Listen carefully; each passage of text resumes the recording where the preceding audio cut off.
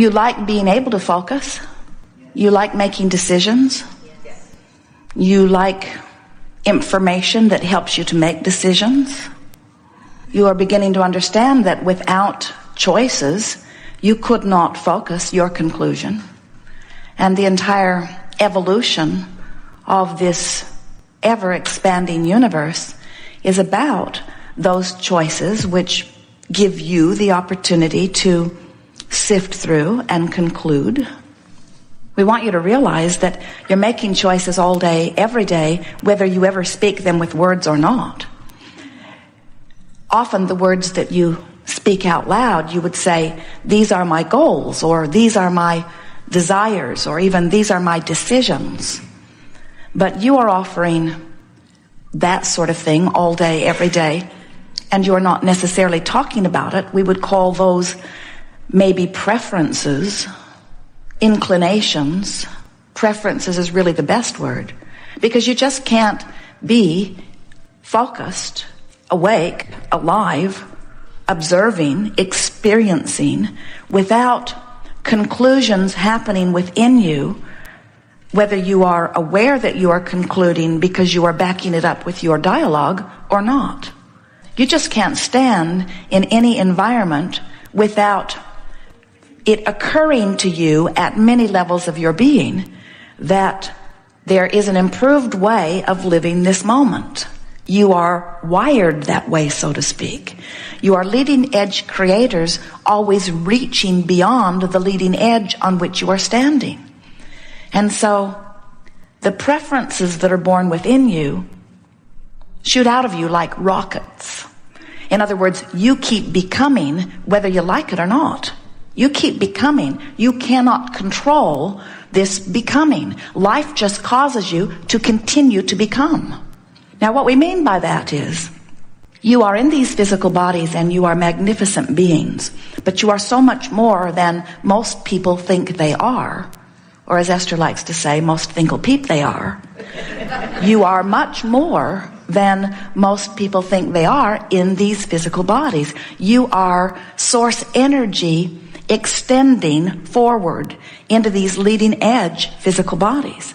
So as you are here in these leading edge physical bodies, having exposure to constant new experience, the selfish you, and that is a wonderful thing because you cannot perceive other than through the eyes of self. So your vantage point continues to conclude improvements for you, improvements for you, improvements for you.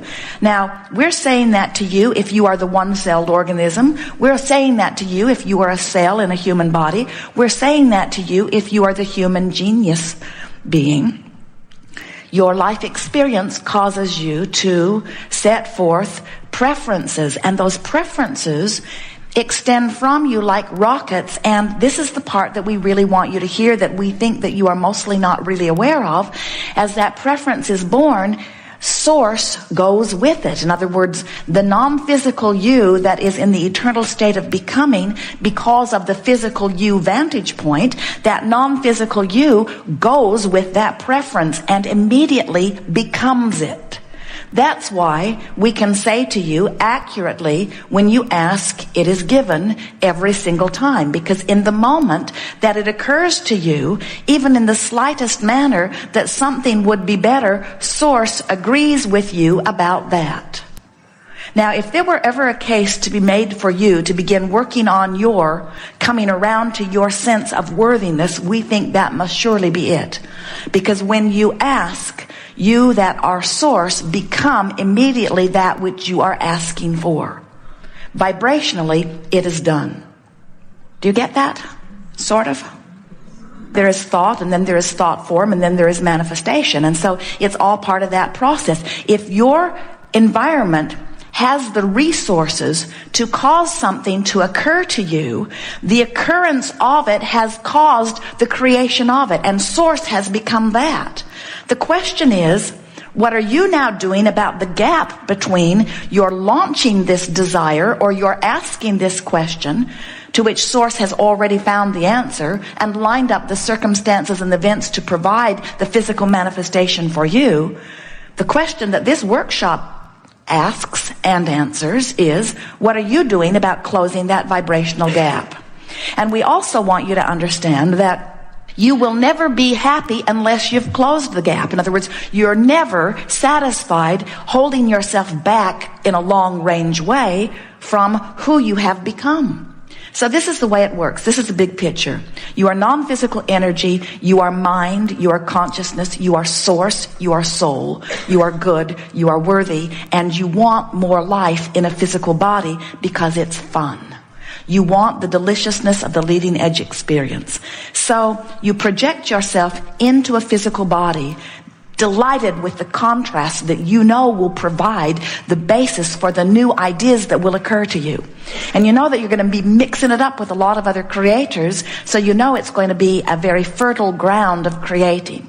So splat, in you come. Welcome to planet Earth. And as you come forth into this physical body, you are immediately surrounded by an environment that causes you, from your selfish, the only perspective that you have, point of view, to offer preferences. And as the preference extends from you or exudes from you, shoots out of you like a rocket, Source says, you ought to know, you're the one standing there. Who better to know what would be best for you than you standing there in the middle of it? So you ought to know, yes, it is done. Immediately when you ask, it is given every single time.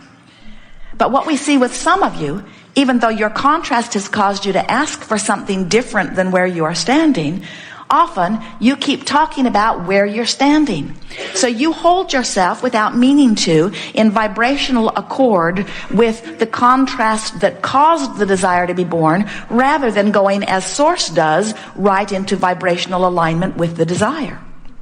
Jerry and Esther have navigational systems in their vehicles, 3 different ones now. But they all work on the same premise, where because of the satellites in the sky and the contraptions in the vehicles, the system understands where they are. So then they program in their desired destination, and the system then takes those 2 points of relativity and calculates a route between them.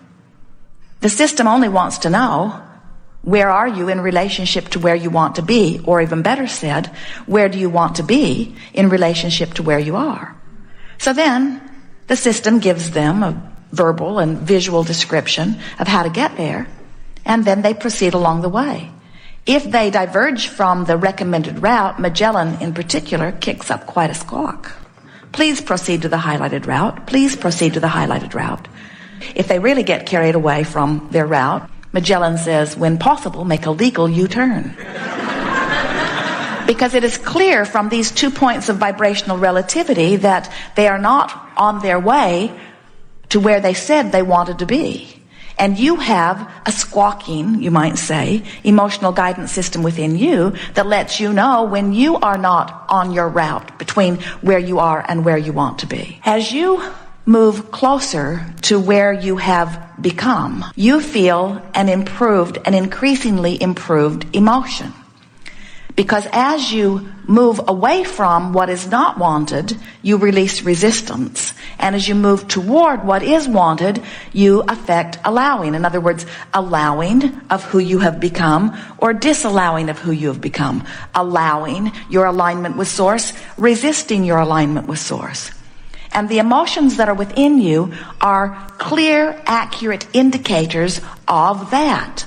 So your emotional guidance system is based upon 2 points of vibrational relativity. Where am I in relationship with who I have really become?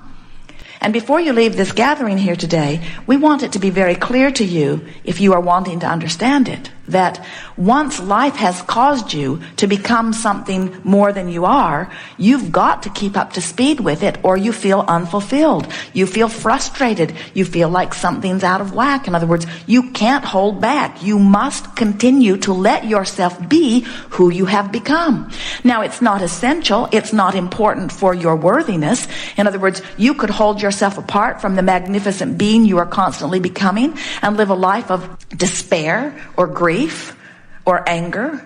And when you croak, You'll move right into alignment with who you are. In other words, you're not going to die and then be held in a place of negative emotion forevermore because you didn't make the jump. The discomfort happens in the moment of the misalignment. And as you allow yourself to move up this emotional scale, you feel better and better and better. The emotional scale on the end where you're allowing the alignment feels wonderful. It feels like clarity. It feels like passion. It feels like enthusiasm. But on the end of the scale where you are not allowing the alignment as much, on the far end of it, you feel grief or despair. As you move up the scale, you feel revenge or rage or anger. And as you continue to move up, you begin to feel pessimism, maybe even hopefulness, optimism, belief, and then finally knowing. The thing that we most want you to hear is that when you make the effort to move in the direction of Source, you feel increasingly better. And the most important thing that we want you to hear that we do not think you are quite hearing yet is that once life has caused you to become this, that part of you, which, friends, is far and away the largest part of you, it is the dominant part of you, it is a source energy part of you, that part of you who has become more because of your exposure to contrast is now calling you toward allowing yourself to fully recognize what you have defined through your contrasting experience that you prefer. Source is calling you. And when you answer the call of Source, you have improvement in the way you feel. When you hear Source saying, come this way, we want you to understand that it is you using your guidance system and moving in the direction of becoming who you really are. We also want you to understand that very often when you are in a fit of anger, you are not doing something wrong. You're on your way to who you are. In other words, do you understand that if you're in despair, Source is calling you toward your bliss, toward your joy. But if you're in despair, you can't hear the blissful call. So do you know what call you're hearing? The angry call. But it's still Source. It's still Source saying anger is a step in the right direction toward the frustration, which is an even stronger step in the right direction, to hoping, which is an even stronger step in the right direction, to believing, which is an even stronger step in the right direction, to knowing, which is there, you see. We see you. You are teachers to the very core of your being, room full of teachers, of teachers, of teachers, of teachers. That's what this family of Abraham is really all about. And we see you, even though most of you who come to these gatherings, the low end of your scale averages around overwhelmment and frustration. And the high end of your scale is up there in bliss and joy and appreciation. And you don't move much below that very often. You can, but you don't stay there long.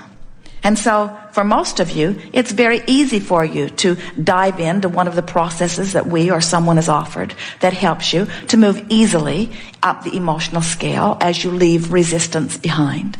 But you are teachers sometimes of people who are nowhere near frustration. They'd give anything to have a life like that. They are in deep despair. They're in fear. They're in trauma. They truly feel as if they are victims. And so, we're wanting to give you some insight into how to coach some of these people up the emotional scale. And the most important thing that we want to say to anyone who is in a place other than where they want to be is, you've got to let your first intention be to make peace with where you are. Because if you are standing in a place of despair or anger or not enough money or any situation that is not pleasing you, and you are beating up on yourself for not doing better, you are clearly focused in the opposite direction, because when you beat up on yourself, your disrespect for yourself is the most pressing, dominant, and destructive, out of alignment thing that you could do, because your Source, who is within you, adores you. And when you do not adore you, you are out of whack. That Source that is within you knows your value, and when you do not, you're out of whack. That Source that is within you is so confident of the perfection of your beingness that when you ask, it is given. Source does not say, well, now let's think this over. You might not be asking for the right thing. Source knows that nobody could ask better than you. We all are wired for cooperative independence. And by that we mean you are so free you can choose bondage. But you are the creator of your own reality. Nobody else is. And it is a personal, very individual, very individual determination to make your deliberate trek up this emotional scale that will bring you into the power that you were born with and into the power that is natural to you.